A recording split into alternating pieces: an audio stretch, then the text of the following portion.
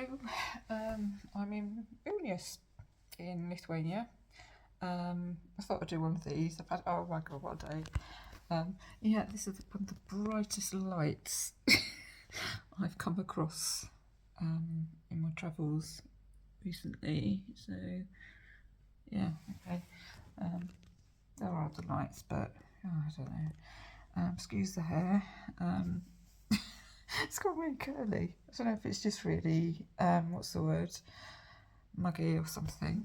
I don't know, I washed it last night and it's just gone a bit weird anyway.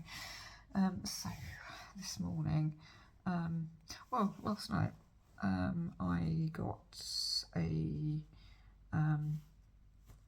train up to Luton. Just a fleeting visit this time. You know, I didn't stay very long. I literally just went up to B&B. This is an Airbnb, which is very nice, and it was about kind of just after 6 by the time I arrived, and I just kind of chilled out. I hardly even saw my host. I mean, he was just like walking, you know. I think there was a child in the house as well, so it's probably just as well. And to ages trying to get to sleep. It's yeah, it's one of these things, just distraction, just things as, you know, this sort of thing. I remember saying to someone actually that I woke up in the night once and I just thought, what river runs into Chichester? And it's like, well, none. It's like kind of Chichester Harbour, Pagham, you know, whatever. It's not actually a river. I had to actually stop what I was doing, trying to get to sleep, and look it up because I just couldn't get to sleep. It's the way my brain works sometimes. But anyway. Last night, just had chilled out, read a bit of my book. Tried to get sleep, whatever. Got up at 3:30 this morning. But then again, you know, I've been used to getting up at 3, you know, for work and stuff, so, you know, it's not a problem. Though, I don't know, I think I was just thinking, it's like, oh my god, please wake up, please wake up, please wake up. You know, it's one of these things, you almost like don't want to go to sleep because you're worried you won't wake up in the morning. But I did. I woke up at 3:30, oh my god. Because I didn't get much sleep last night, and then I walked, it's about half an hour walk to Luton Station.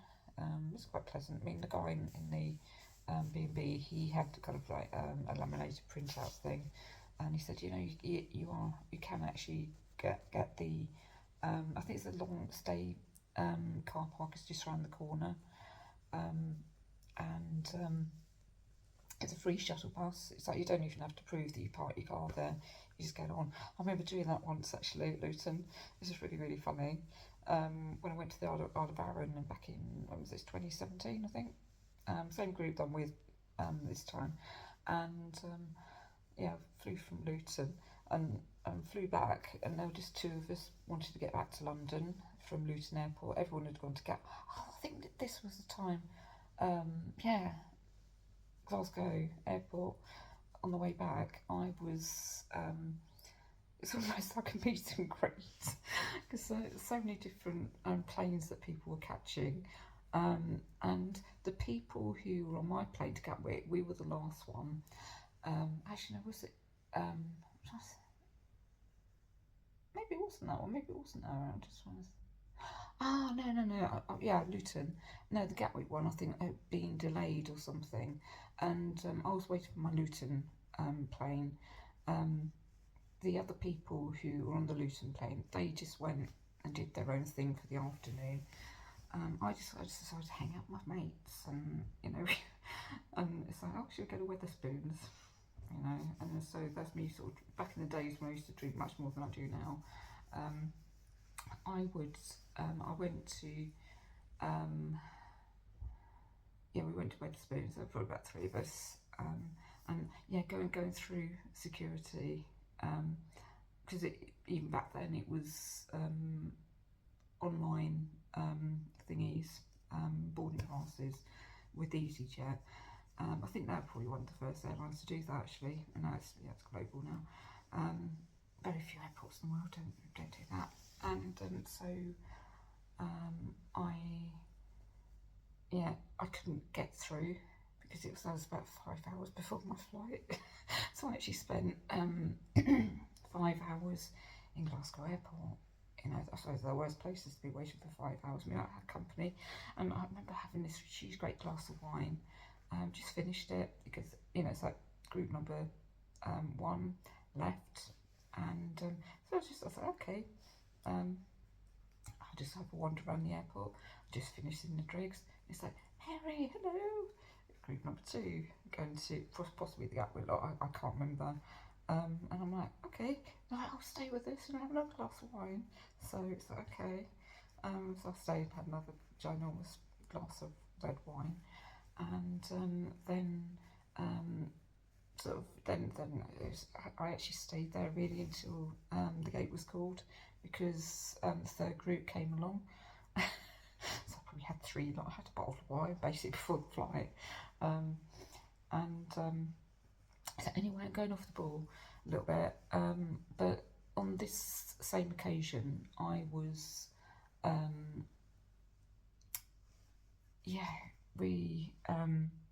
were 2 of us who wanted to get back to London from Luton on the late flight, and so we queued up for the shuttle bus, got on, it's like, oh, it's free, great. We actually wanted to go to the Parkway station, and back in the day, it was the Luton Dartmoor or something. It's actually a train line, very sophisticated now. So yeah, the bus doesn't run now, the shuttle bus. So you know that no confusion there at all now. And it's like the guy that I was with, just 2 of us, and the guy that I was with. I remember it being really, really crowded. So he kind of. And I remember saying to him, it's like, oh, the frog and rhubarb is, you know, there's because we've been going, I mean, basically the Parkway is basically just the other side of the main road or the junction or something, and so, but it kind of takes around a long way, like a loop, to go literally to just the other side of the road, so he was like saying, you know, it's just taken ages to get there. And I'm like, yeah, I shouldn't take this on. That's frog and rhubarb. Oh, I do know frog and rhubarb. It's in a village called Slip End, which is outside of Luton. And we ended up in the, it would have been one of the long stay car parks, so the out of Luton long stay car park. And so we had to get it back, and it was free, so yeah, it wasn't a problem. But it kind of added about an hour onto a journey, I think. It was very late. I remember it being very late. And the guy I was with, he was like saying to me, it's like, mate, don't you dare tell anyone about this. He's retired. I was the one that had to work the next day.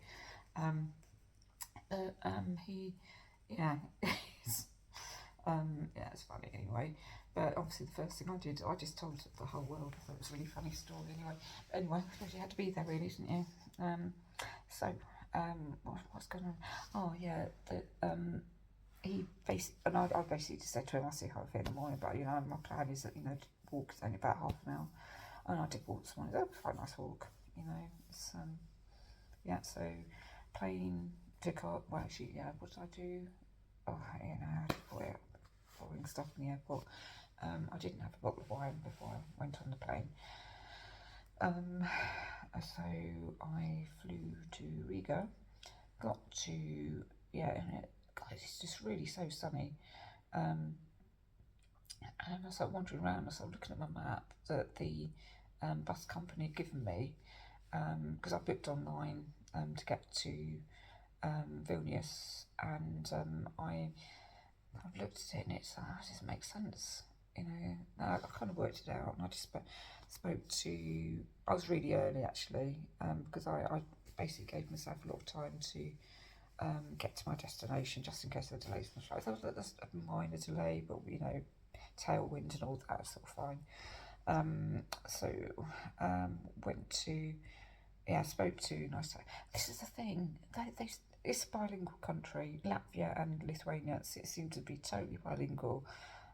They all speak English, or English signs, you know, bilingual signs. It's like either if you're in Latvia, Latvian and English, and she have Lithuanian and English, so it's not an issue. There's no language barrier at all, I'm happy to say. So I spoke to this taxi driver. He's like, okay, Baltic taxis. So I just showed him the coupon that I'd printed out, and he looked at it, and it basically, it just says on this thing, it's like free seat. And he just like burst out laughing. Oh, free seat! You know, no way, I'm not going to take you for free. And all that. I was like, well, I've paid for it online, and he was just laughing. You know, I didn't find it very funny, but he obviously did. And he, but he called his mate out. Said, oh, you know, look at this, you know, whatever. But luckily, I had this really nice guy, and his mate, and he basically phoned up the cab company, just and he's like, oh yeah, you're on the books, fine, jump in. So it's basically on my thing, on my printout. It basically said that I was supposed to get a taxi at 3:05, but it was about 2:30 or something. So you know, that was nice actually. I spent a bit of time in the city of Riga, so that was nice, wandering around. I mean, this is all included in the bus ticket. So first bit, getting to Riga, this does get to Riga bus station. So yeah, I did that, and then I got a coach from Riga bus station to Vilnius bus station, and yeah, there was just one other person that I recognised from the group. Well, she recognised me actually. So yeah, it's yeah. So I've just had a text come through to say someone else is at the airport and whatever. So no, yeah, she's staying at the same place. These two other ladies are staying at this place where I am at the moment. Hotspot apartments, don't you know? It's not an apartment, it's actually a hotel room, but you know, delusions of grandeur, I think, going on here. But anyway, so got the, it's about 4 hours on the bus, just over 4 hours actually, the bit of delay, and yeah, just traffic queues here and there, just getting out of Riga. Then we had to stop at the Latvian-Lithuanian border, and a lovely border control person had popped on my bus and had to see all our passports and documents and whatever. If honestly, it's like you see these things, soldiers just jumping on buses and trains and whatever from wartime movies and stuff. It wasn't like that, don't you know? I mean, it was very pleasant. But I was looking at my passport and it's been so well used, this one. You know, it runs out in about 3 years, so it's it's had a good life, shall we say. Looking very tatty. But anyway, so yeah, this thing in Latvia, it's very flat, shall we say? It's very, very flat, and it's it's nice scenery and whatever.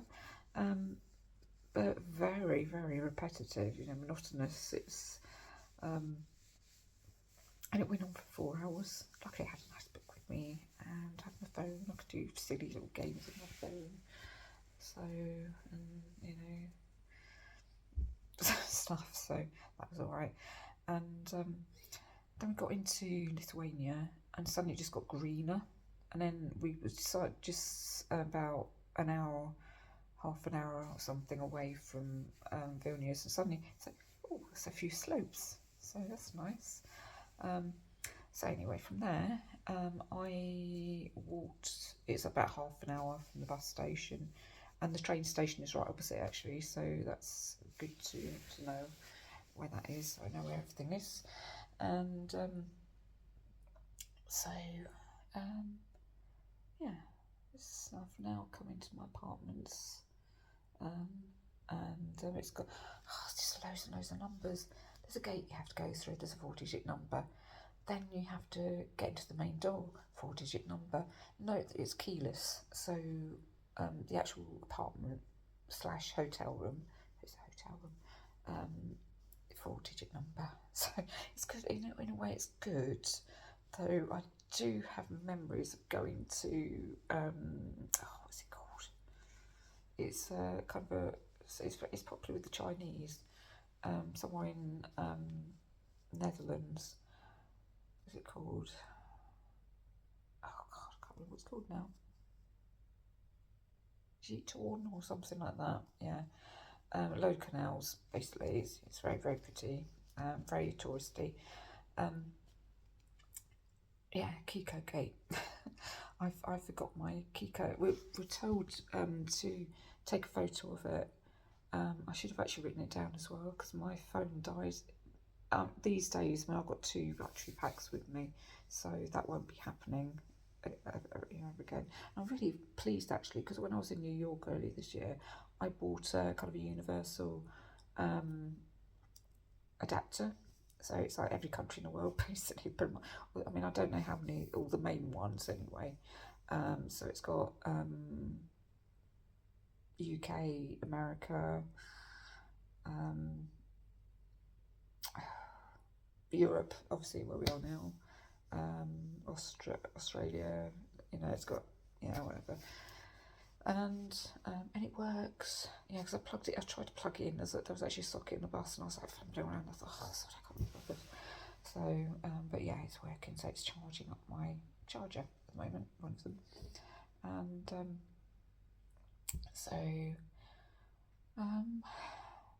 yeah, I can't remember what, anyway, I'm here. Kiko Gate, yeah, I'd actually forgotten my number, I hadn't memorised it, I hadn't written it down, my phone died, and then there were like 3 of us sort of faffing around because the other 2 couldn't. There was an issue. Oh no, one lady, she could get into her room, but someone else couldn't. Then he kind of remembered it, so he could get in. So, and then because back in those days it wasn't so universal. Now you got like the micro connector, lightning connector, and I've got a C-type connector because I've got Samsung. Back in those days it wasn't so universal. I think there were about 10 of them or something ridiculous, and so no one else in my little group could actually, because someone else, but the 2 ladies, everyone was in this hotel, apart from 2 people in the group, and they just walked around the corner, so I didn't, and she kind of, I tried hers, didn't work, and the other 2 people didn't work, and then basically I just remember Sue, the lady that I was talking about, and she was basically sort of smelled weed, because obviously it's legal there, isn't it? And could smell it coming through the window, and she's just decided I was going to run down to get a puff or something, and so we went down, and I just asked someone in the group, like these Dutch guys, don't suppose you've got a, and one of them did, so I could actually just charge up my phone just long enough so I could get go into my photos, and so happy days. It worked out okay in the end. Anyway, tomorrow, nice walk. I need to actually look at these actually because I'm co-hosting, so I do need to kind of look at them. I can only find one of them, so I might just have a, it's now 10:30, so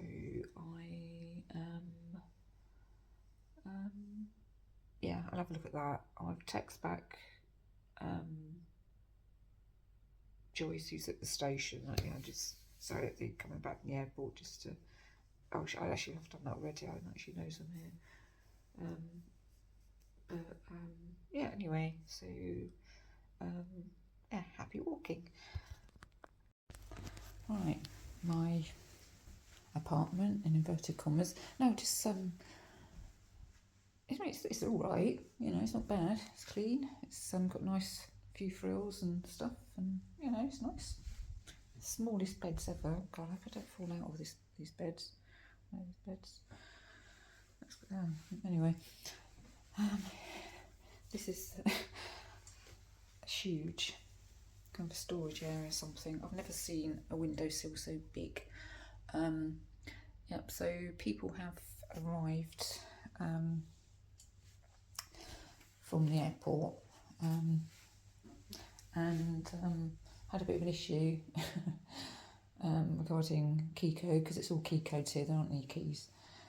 So you have to remember your key codes and whatever. One of the doors wasn't working, but it turns out for whatever reason, just her door only, you have to pull it a little bit, and it worked. So that's all good. So yeah, so I'm kind of in the stage of unpacking. I'm going to shower before I go to bed actually, because I'm really intrigued to see what this is actually. What on earth is this? It's is it a blanket or something? I don't know. I'll work that one out anyway. So, alright, okay. But yeah, that's going to be so. I can't believe how thin that is. Actually, the narrowest single bed I've seen in my life. So, yeah, hopefully I don't kind of wake up on the floor with concussion or something nasty.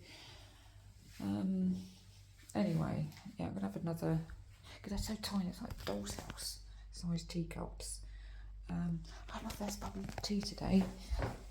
So, I didn't realise that those little bubbles, that's what I had. I think I took a picture of that earlier anyway. Edible. So, anyway, I'm going to chill out and go to bed.